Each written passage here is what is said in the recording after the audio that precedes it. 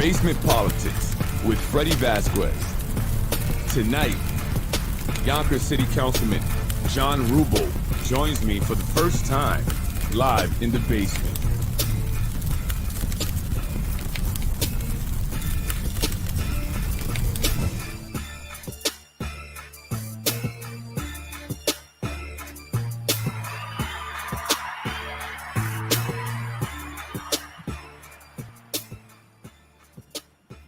Good evening, John. How you doing? Good, Freddie. How you doing? Great. Good. Councilman Rubbo, thank you for joining me this evening. First time you're on the show.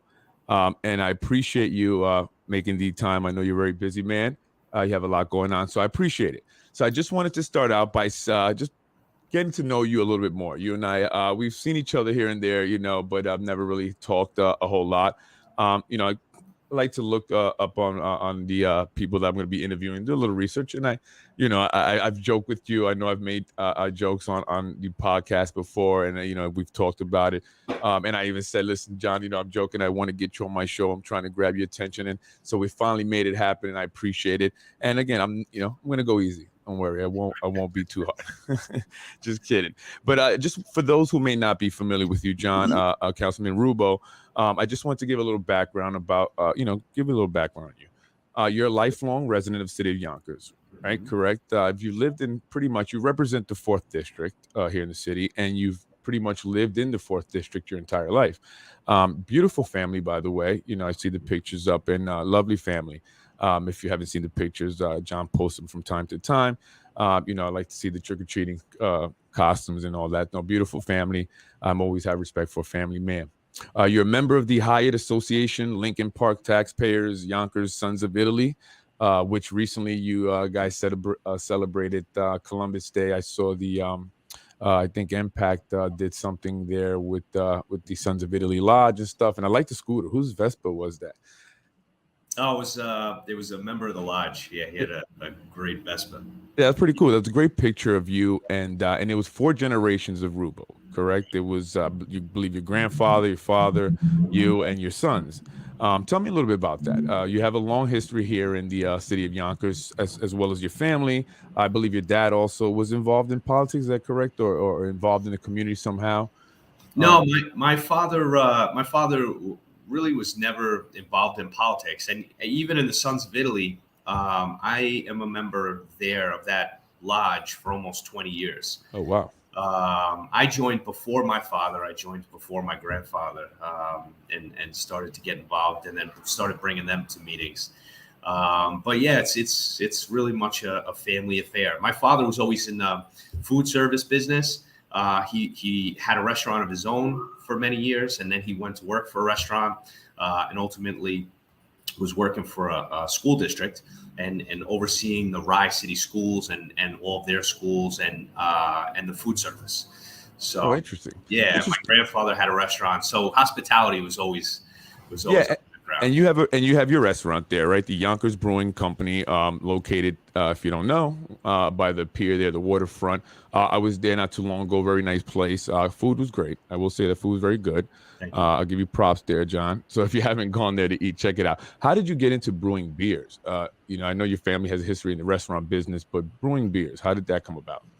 Well, it was actually the Sons of Italy. I was at a meeting. And growing up, my grandfather always taught us how to make wine.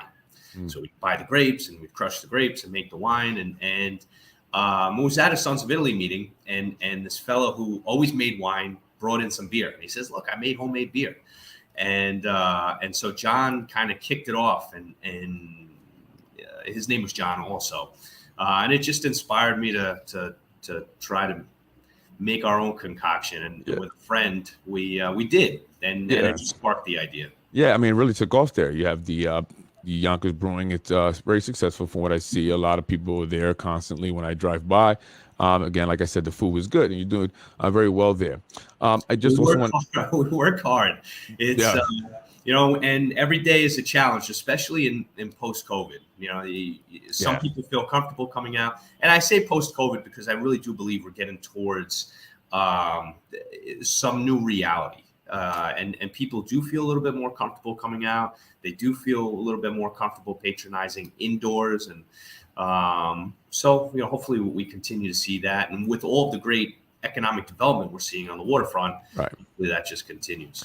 Yeah, and how did the and obviously I'm sure you were affected by the pandemic. The restaurant business, many restaurants were affected, having to shut down. Was it tough going for you like it was for many other restaurant owners? It was. So March 17th was really the day, St. Patrick's Day of all days. Oh wow, yes, big Was beer the day. day that we needed to shut down. And so I didn't know what was next, like most other restaurateurs. So I had to lay off 18 people, and I kept 2 chefs, and they rotated through the 7 days of a week.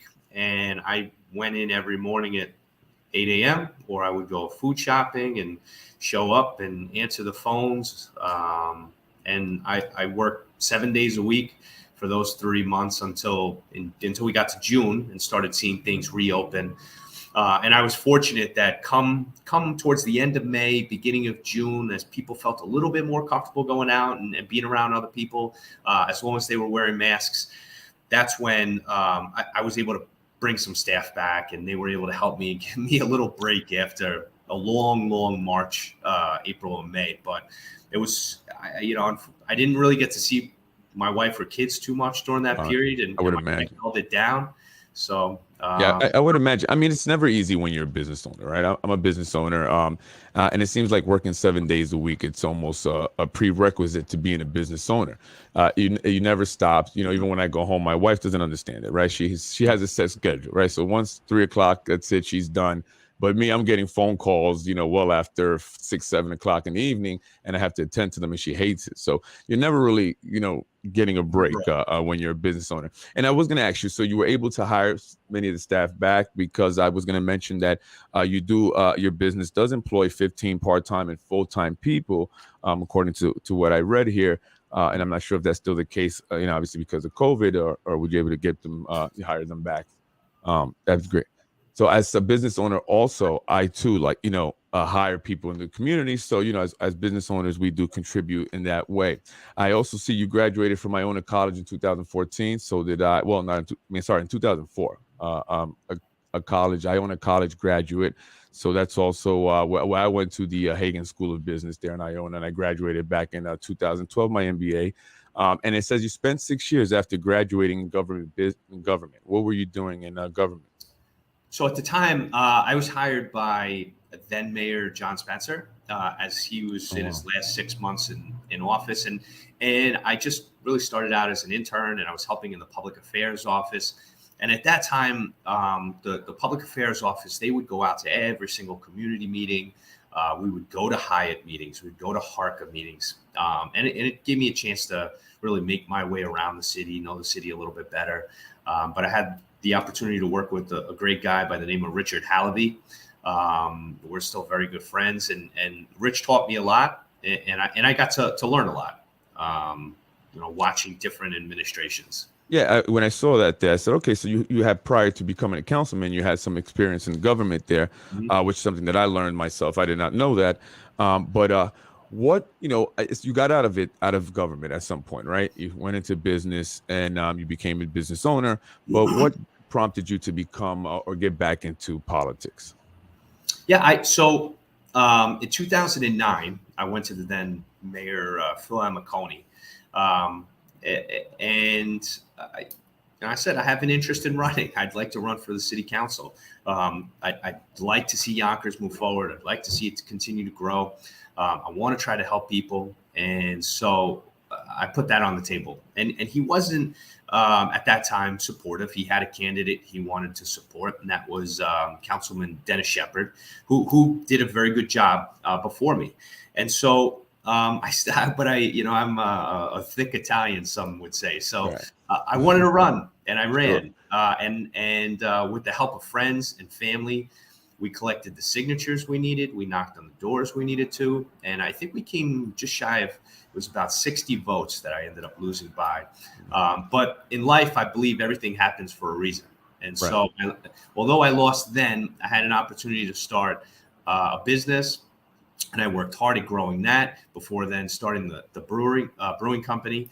And now I'm, on a city council with some really great folks, and I get to work with my council colleagues and Mayor Spano, and I think we're doing some good stuff. Yeah, and we'll get into that. And I agree with you. You definitely have to be persistent. You want something, you have to go for it. And you will get knocked down sometimes, right? That's life. But you have to get back up. And that's a good lesson. I'm sure that you've role modeled for your children there. When they see that, you get knocked down and you get back up. And if you're really adamant and dedicated, you will make it happen. So yeah, let's get into politics. Now you're the councilman, District 4. You started out as a Republican, correct?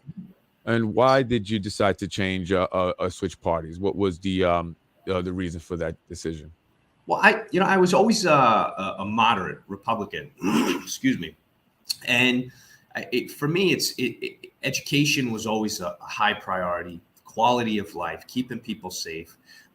These are the things that just matter to me every single day, and those are the issues. If you were to ask this current administration, are the issues that I call about every single day. Providing for our police department so that they can help keep us safe, crime down, whether it be burglary or robbery. These quality of life issues are important to every resident. And education, in my view, is should be our top priority. Absolutely, I agree with that. We need to be able to invest in our kids because they are the future of the city. They are the ones that will drive good paying jobs. They are the ones that will continue to attract businesses like Lionsgate. They're the ones that will continue to attract maybe technology companies, and we must continue to invest in our kids so that this way it's the future of success of Yonkers. And so why did I change? I was hopeful that I was a Republican, and so I was hopeful that this business person and Donald Trump was going to be more like Michael Bloomberg, bring a business sense to government. Instead, I think he did the complete opposite. He certainly significantly damaged the Republican Party and Republican brand. And I did not want to associate with what he represented. And sadly, I think he represents a lot of Republicans, not all Republicans, because there are a lot of good people out there that I'm very good friends with who still have those same strong core values of just wanting to help people. They want to help people. They find education important. They care about housing, believe it or not. They care about our neighborhoods. And so, these are the people who vote with their conscience, and they don't always vote across party line. They'll vote for a Democrat. I'm sure many of them voted for Mike Spano because at the end of the day, it's who can help deliver for my community, especially on the local level. And so, I was very proud, and I had these conversations with Chairman Tommy Meyer for quite some time. But I was chairman of the Democratic Party, right? And so I was very proud to become a Democrat.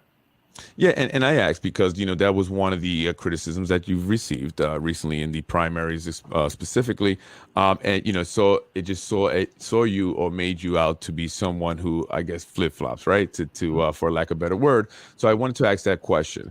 As a businessman, I do understand also, where you were coming from in your thought, maybe with Donald Trump. Sometimes I don't believe in the party things. I'm apolitical, and sometimes the way I believe, people will tend to think that they'll call me a Republican, right? I get a lot of that from people on Republican, but so I understand. But in this city, in Yonkers, New York specifically, we have a large population of Hispanics and Black Americans, other minorities that are coming in from other countries. So it seems that we have a large Democratic population here, and I just want to ask if that had anything to do with that decision and becoming Democrat. No, really didn't, because when I ran as a Republican in my district, Democrats outnumbered Republicans 2-1. But still, I ran as a Republican, and I knocked on the doors of as many voters as I possibly could. Democrats, Republicans, independents, non-registered people, because for me, it's just, who can I help? If somebody calls the office, I don't ask if they're a Democrat or Republican. And historically, I think the city, as it continues to change, but historically the city has always been a little bit more of a moderate Democrat city. My grandparents were Democrats. My grandparents now are Democrats. My mother's parents were Democrats, and my father's parents were Democrats. And it was, I remember vividly the day I was walking through Iona College, and someone I went to elementary school with and high school with, he was working a table and said, "Hey, John, are you registered to vote? You should register as a Republican." And I registered as a Republican.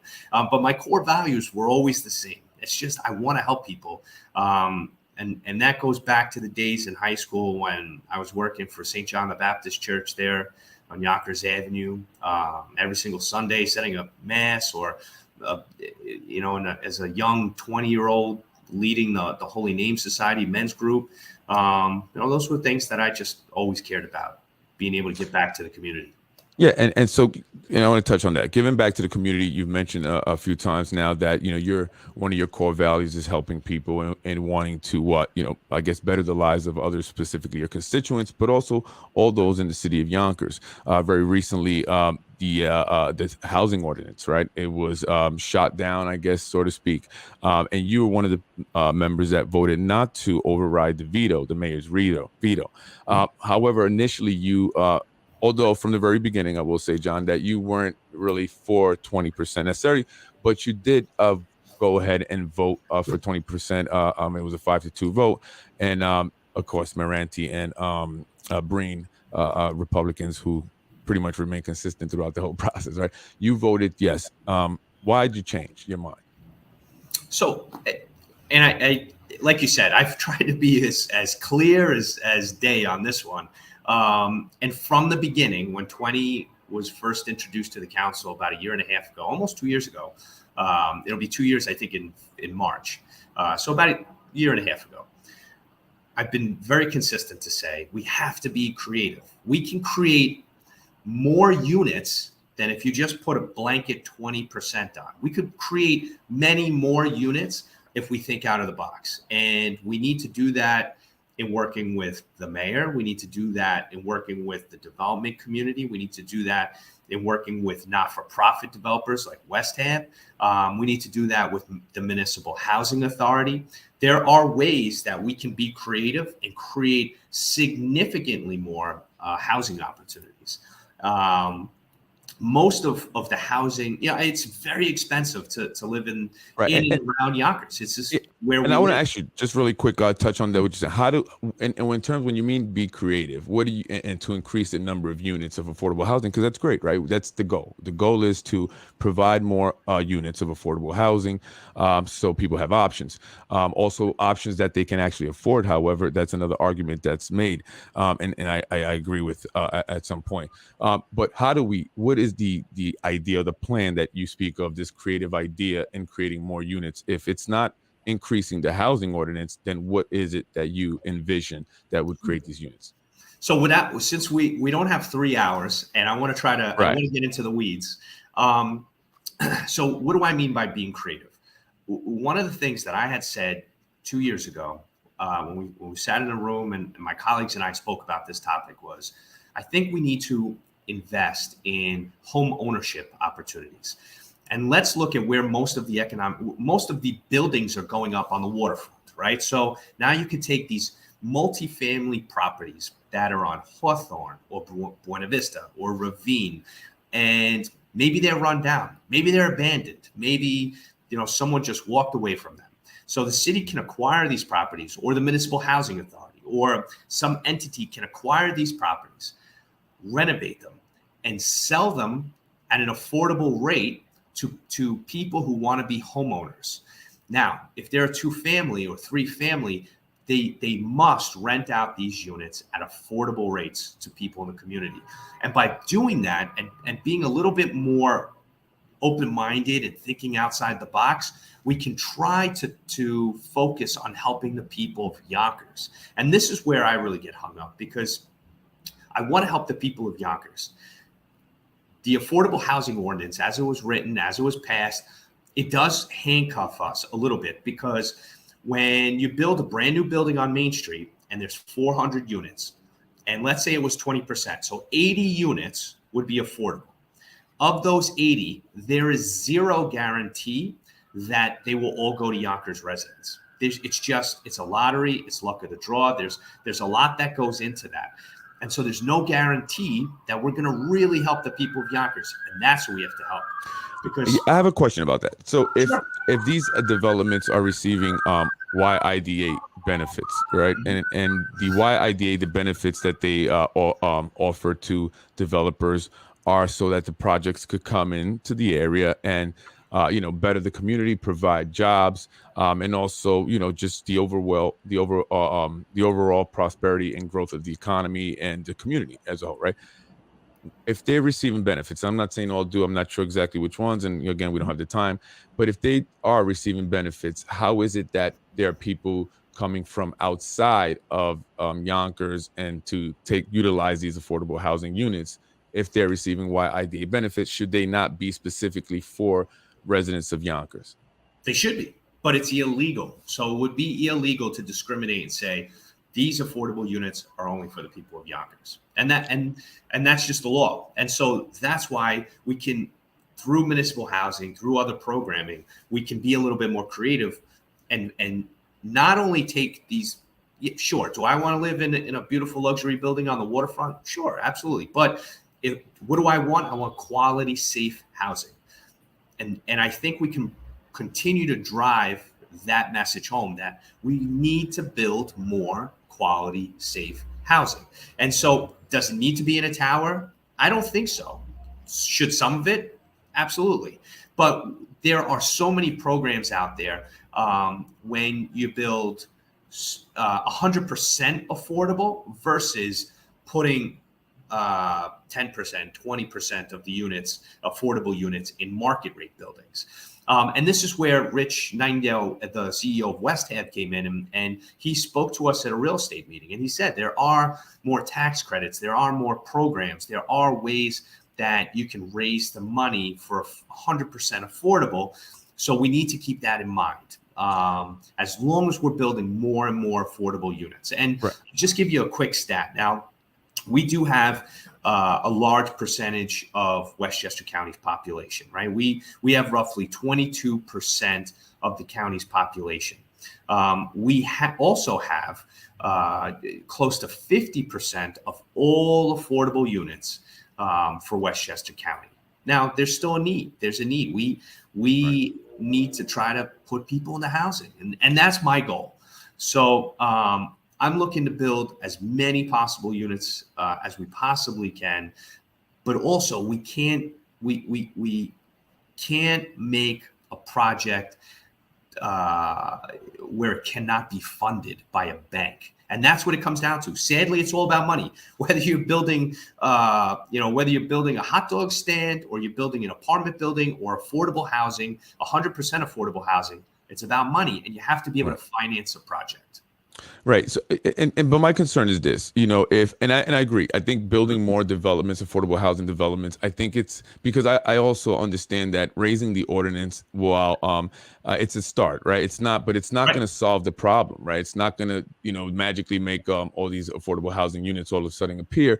So I don't agree that that's necessarily the only focus, although I think that definitely should be a focus. Mm-hmm. I agree with you mentioned that we need to build more affordable housing developments. But my issue with that is, where do we build those affordable housing developments? And are we going to, or are people going to be segregated, right? If are they going to segregate people to a certain section of town? This is affordable housing, low income housing, and then the waterfront is going to be reserved primarily for market rate and those who can actually afford to live there, which will be not a lot of the people in Yonkers, specifically in that community, in that area of Yonkers.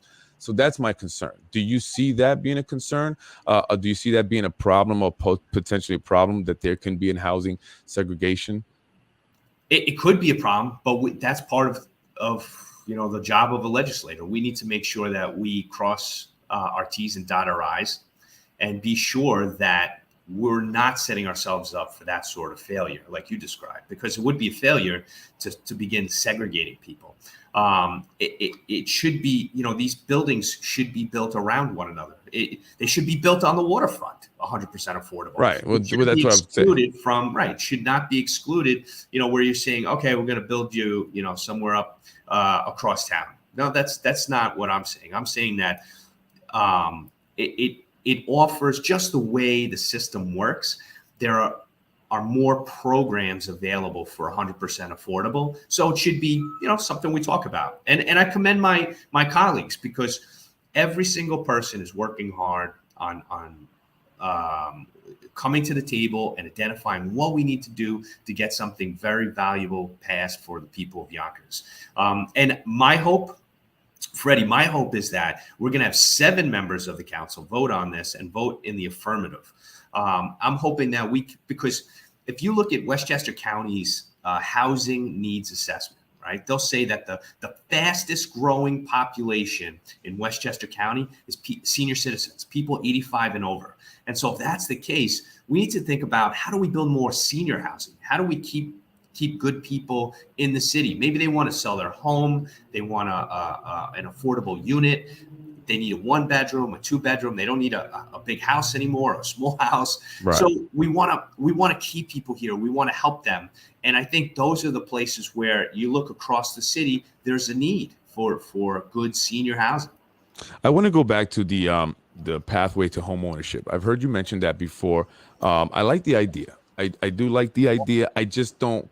The logistics of the idea, to me, is where I kind of get stuck. Right? People are already, we're talking about those who qualify for affordable housing and putting them into positions of home ownership. How do we do that in a situation, in an economy like what we have now, and the fact that they are qualifying for affordable housing, which essentially means that they're making below a certain income? How would they then qualify to purchase a home? I know when I bought my first home, you have to have a certain amount of money in the bank. You have to put a certain amount down. There's all these things. You have to have closing costs come out to a lot. How do we get someone who is qualifying for affordable housing, and barely, because the argument is that even with the affordable housing units, people still can't afford them, to owning a home, particularly here in the city of Yonkers, where the prices are really high? So that comes down to programming, right? So we have 2 components of building affordable. We have the affordable housing ordinance, and then we're going to have a commitment to programming. And this is where the administration comes in. This is where Mayor Spano and his administration come to the table, and we need to work with them to build this programming. Right now, if you look on Ashburton and Nipperhan, right, we have the Father Pat Carroll Green homes. Those homes are owner occupied. So someone bought those 2 families. They have the income coming in from the units up above or below, and they live in the other unit. And the city of Yonkers works with those homeowners to make sure that they can repair a leaky faucet, so make sure that they're paying their bills, to manage their money, to pay the mortgage, to vet incoming tenants. So we have programming that already does that. And so we've already started this work. So my idea is, let's continue to expand on the Father Pat Carroll Green homes. And I agree, and I like a lot of these ideas. My question is, when will we see this, right? Because it seems like, since I've been hearing about it, kind of getting myself more involved in this, I hear a lot of talking, but I haven't seen anything actually done. The ordinance was shot down. That's still at 10%. There really isn't any affordable housing developments going up, at least at the same rate as the market rate of developments are going up. And then I understand that pathway to home ownership, which seems like it's just something that does take time. We don't have time. Right, it does. People don't have time. But what we do have is we have this existing housing stock. We have land that we can build maybe a 2-family or a smaller 1-family.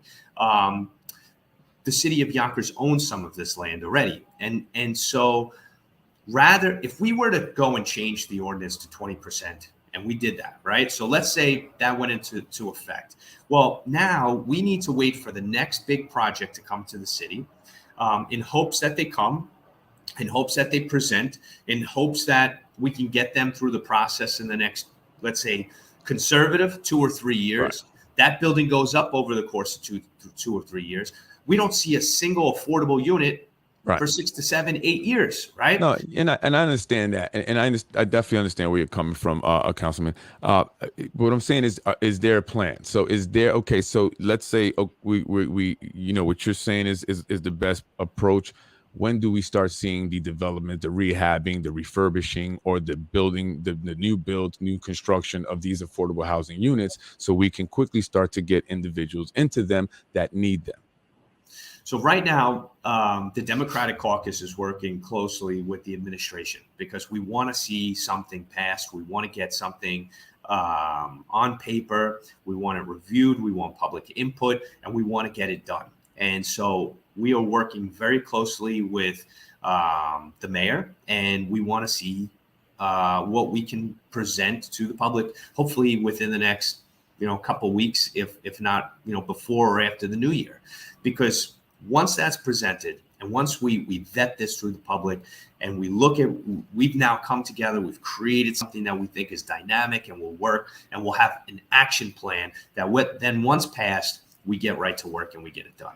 Yeah, I think that's important. I think that moving forward, and at least I think that speaking about it, right? And we don't want to go in circles, right? We don't want to continue chasing our tails. So there needs to see some progress. And I think that's the big disappointment when the housing ordinance was shot down, because it represented a lack of progress, zero progress. So I think there needs to be some progress. I ask you these questions because you are the chairman, correct, of the real estate committee. You are involved a lot with the planning, the developing stuff, even the idea. I'm sure you're familiar with that. That's why I asked you these questions. So you are the guy in the council specifically that is very involved in this stuff. And I would like to see you possibly pushing more of this and speaking about it more, because I think hearing about it, having it talked about, people get a sense that things are moving along, and then actually seeing these things happen and the affordable housing developments going up, right? And then also addressing the issue with the AMI. Right? Do we do a Westchester County AMI? Is there a Yonkers AMI? However that factors in to get these affordable housing units up and the people in them, right? I think that's what we need to see happen, more so than talking. I get it. I've asked a lot of, the other elected officials, same question. It seems like we talk about the same thing, and let's move forward. And will you be committed to actually kind of maybe really pushing things forward and seeing some change, and something where the city of Yonkers and those that need the affordable housing could really say, okay, look, John, I appreciate what you're doing, because John, I will say, in doing my research, you get a lot of negative, there's a negative perception about you out there, right? And I don't like to, I didn't know you personally, I'm not going to say anything bad about you. But what I've seen comments, I've seen things on online, some of these news on pages or whatever. Why do you think that is? Why do you think that you get this reputation maybe from some people? Well, I follow along, and it's on. I think personally, it's really comes down to a handful of the same people who are commenting on a lot of the platforms. But I will say, and this actually has meant a lot to me when I voted to uphold more or less the mayor's veto 2 weeks ago. People came out to say, especially the advocates for more affordable housing, which I am an advocate for more affordable housing. But when they came out, most of them community-oriented people came out and say, but John he's been very consistent from day one. And they gave that to me because I did not want to come out and say otherwise. I've tried to communicate my message, communicate where I think we can go, because I do think we can go from 10% to maybe 14%. I do think that we can look at the AMI. We have to use Westchester because that's what's recognized by the federal government. Right. But we need to take into account how much less our families make here in Yonkers and who are mostly in need. And so, look, I try to get to work. I roll up my sleeves every day, and I'm working to build my business. I'm working on supporting my family, and I tried my best to support the families of Yonkers. And the affordable housing ordinance, I'll tell you, Freddie, I've had conversations with the CEO of West Ave. I've had conversations with a law professor from Pace University who specifically teaches and instructs on affordable housing and writes these really in-depth essays and documents on affordable housing. I've spoken to market rate developers because that's who this is going to affect. And at the end of the day, everyone from West Ave to the developers, to the lawyers, to everyone involved, they say the same thing. If the bank does not think the project can be financed properly, they will not finance a project. And it's not the big bad developers. It comes down to the banks. Will the banks lend the money? And if we create an ordinance where it becomes difficult to show the financial success of a project, they won't get financing and we won't build. And we need desperately to build more affordable housing. Right. And I completely understand that. And, again, I'm in business. I understand, the numbers and, having to make the numbers work and, financing and, the banks are going to say, hey, listen, this project doesn't look good to us. They're not going to want to lose money, right? They only want to invest in winners, right? And I get that. I totally understand that. The only thing I'm saying is just, there needs to be something done, right? And maybe not 20%, right? And I can understand, what you're saying. Maybe 14. I think that's a good number. 15 is a good number. But then also what you mentioned earlier, adding more developments, affordable housing developments along with that increase, and I think it needs to happen right away. I think it needs to happen sooner than later. And the more it drags on, the more it just looks like no one in the council, well, not no one, but there are some people that are passionate about the increasing it. But, you specifically, since we're talking to you, do not care about the affordable housing, even though that's what you're saying, because we're not seeing it happen. Right. And again, and I'm not saying that everybody has a negative opinion. I'm just saying I've seen some comments and stuff. And, some people have mentioned things to me. But again, I judge people based on my interactions with them, and not everyone. As you can see, Lorraine Lopez, not everyone has a negative opinion of him. Many of us and many of his constituents appreciate and love him. And I'm sure you do. And I didn't say everyone, Lorraine. I didn't say all. I said some, actually. Some is smaller than many, and is definitely smaller than all. And Freddie, too, because housing, investing in the communities, right now. If we go out and we look, and I drive this every day, but if you look, there are properties that are abandoned, that are left to the wayside on Buena Vista. And I specifically mention them because we're now going to see this project build in Ludlow, which now if we can connect Ludlow and the waterfront downtown and continue to enhance our communities and our neighborhoods, and we create good quality, safe housing that helps with crime, that helps with housing our children, that helps with education. And like I said from the beginning, the things that matter the most to me, the principles that I really try to drive on here are, providing for our young families and for our seniors. And if we can, do those things and create good quality housing, it helps with education, it helps with quality of life, and then it comes full circle. I agree. Improving the community is very important. The way the community looks is very important. Just the aesthetics of it, right? The kids walking through the neighborhood, they want to see, beautiful buildings. They don't want to see broken glass, deteriorating buildings and garbage on the sidewalk. I agree with that.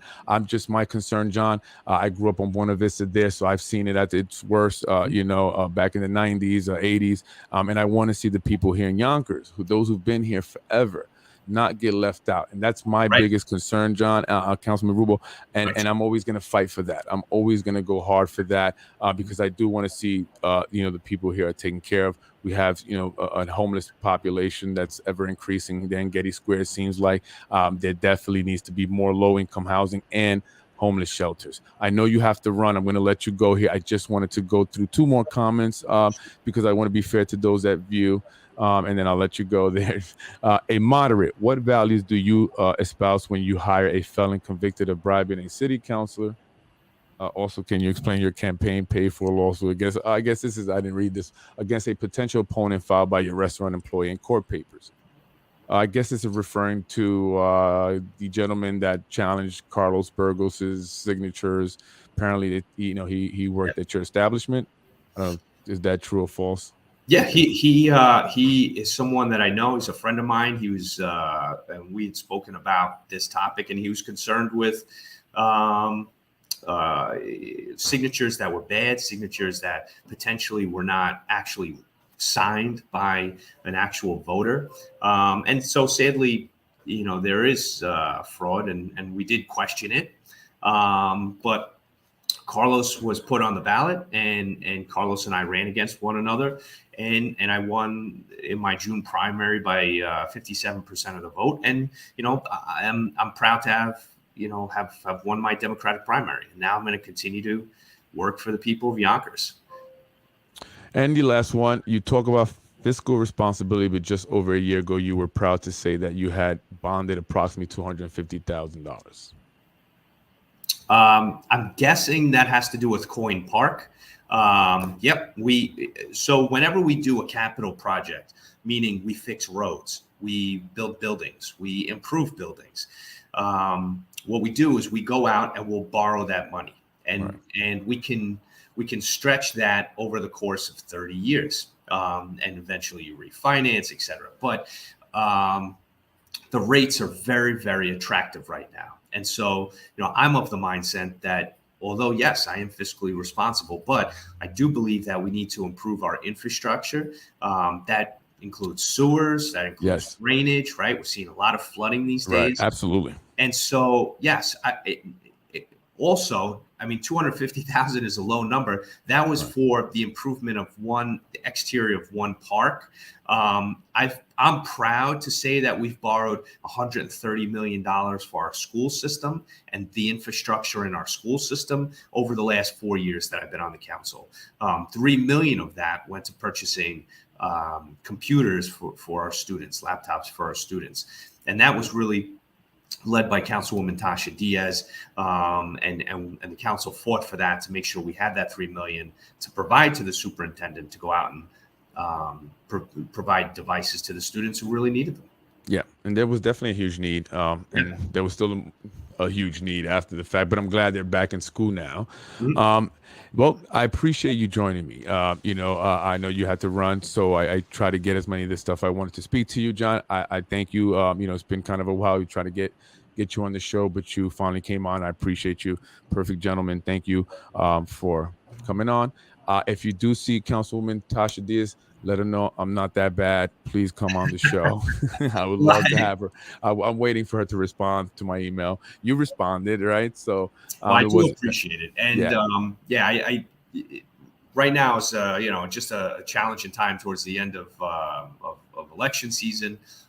Next Tuesday is election day. We have some really great candidates on the ballot, and so I wanted to get on here last Tuesday, but I'm happy we did it this Tuesday. And we do have a city council meeting in about 15 minutes. So that's why I was a little tight on time. But I would love to come back on, Freddie, and thank you for giving me the opportunity to really talk about these things, right? Because like you said, if people think that I was against affordable housing, I could talk all day and night about affordable and why I believe we need more and how I think we can build more immediately versus wait 8 years down the line. Absolutely. And I appreciate you coming on. And I just always say it's about talking about it, and let's put it out there and let's speak on it. Thank you very much. By the way, you're going to run for mayor? Mayor, possibly? That's what I'm hearing. I don't know. Right now we have a mayor. He has 2 more years, and he does. Reelected. So he does. But they're thinking about it. I hear your name coming up, John. Thank you very much. I appreciate you joining me tonight. And good luck in the meeting there, or enjoy your meeting tonight. Take care. I appreciate it. Freddy. Thank you, John. Take care. Good night. That was Councilman John Rubbo of District 4. Was I hard? I wasn't hard, right? I was never planning on being super hard. I let the people of the city of Yonkers ask the questions there. I just try to get them on the show. I asked some questions, the important questions, specifically about the logistics of our government, our city government. What's going on? He mentioned that building more affordable housing well, 100% affordable housing developments was important in what they wanted to do, and I agree with that. I also agree that we do need to raise this housing ordinance as well, But each one is just a part of this overall strategy to improve the situation here in the city of Yonkers with the housing crisis. Affordable housing is very important and it's something that needs to be addressed right away. So I said to the councilman, please, I need you, and it's important that you push for this, keep it in the conversation and make it happen. Let's not continue to talk about it. Let's actually be about it. I think that's the biggest issue with the people of the city of Yonkers. They want to see some movement. No progress has been made. It seems like you doing a bait and switch, right? That's what it seems like. You're playing with us. You're playing with our emotions, Smokey. But that's what it seems like. And unless you're actually making stuff happen, we're always going to have the opinion that you're not really for the people. And I don't want to believe that. I don't want to believe anything negative. I like to be positive as much as possible. And I appreciate it, Councilman Rubbo, coming on the show. It's been a while. I know he didn't really want to kind of come on because of maybe some of the jokes I've made, but it was all in fun. Some of it was true, but some of it was mostly just in fun. And I got him to come on. He agreed, and I appreciate it. And this is what it's all about. So, Councilwoman Tasha Diaz, please, I would love for you to join me on Basement Politics. Let's just talk about it. Let's talk about it. Let's put it out there. The people want to know. People have questions. They would love to ask you. And it's only right, as an elected official, that you answer the questions that the constituents have. It's only right. But again, the affordable housing was my biggest thing with Councilman Rubbo because he is the chairman of the real estate committee. He's very involved in the planning. There was more questions I wanted to ask, although we were limited on time, and I wanted to make sure I got out some of the important things because my primary concern is not to create controversy, is not to root out some type of corruption somewhere or some illegal stuff going on. No, not necessarily. My goal is to help the people of the city. That's the most important thing. It's not about getting anyone. It's about helping the people and seeing things improve. But if we have to get you, we will. I'm Freddy Vazquez. Thank you for joining me.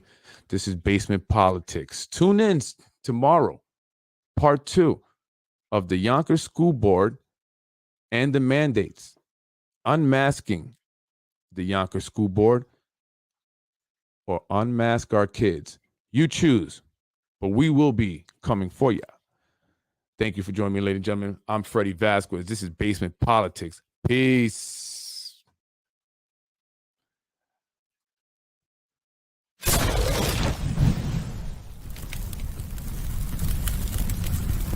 That's all, folks.